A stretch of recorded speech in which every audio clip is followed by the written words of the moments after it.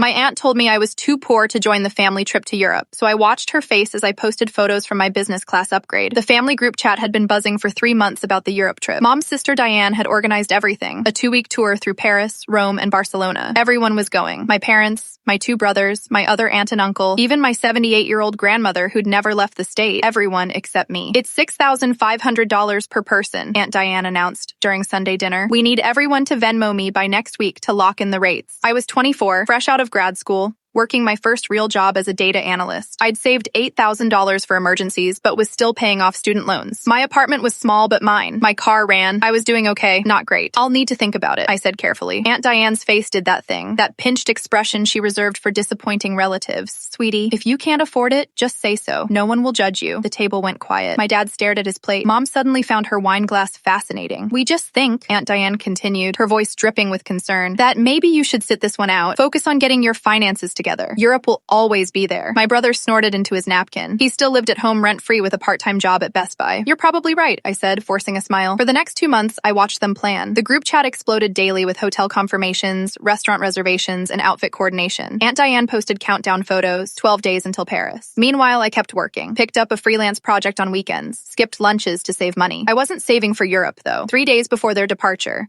I posted a photo of my boarding pass, business class to Tokyo. 1 week, all expenses covered, courtesy of my company's new client pitch that I'd led. The project I'd been working nights and weekends on had landed us a $2 million contract. My boss gave me a bonus and a mandatory vacation. My phone started ringing immediately. Mom called first. Why didn't you tell us? You didn't ask. Aunt Diane texted. That's wonderful, honey. Though Tokyo in summer is awfully humid, Europe has much better weather this time of year. I posted photos from the flight, the lie-flat seat, the champagne, the hot towel service. Then I muted the group chat and turned off my phone. Tokyo was incredible. I ate at Michelin-starred restaurants, stayed in a hotel with a view of Mount Fuji, wandered through temples and gardens. Every photo I posted was deliberately timed right when they'd be checking their phones during their European bus tours and crowded tourist sites. When I landed back home, there were 47 unread messages, most from Aunt Diane. They ranged from passive-aggressive, so glad you could afford such an extravagant trip, to outright hostile. Your grandmother was hurt you didn't come with the family. At the next Sunday dinner, everyone showed their Europe photos. Aunt Diane dominated the conversation, talking about the Louvre and the Colosseum. When she finally paused, Grandma turned to me. Show us Japan, she said quietly. I pulled out my phone. Show them everything. Aunt Diane's smile got tighter with each swipe. Must have cost a fortune, she said finally. All that business class luxury. Actually, I said, my company paid for everything,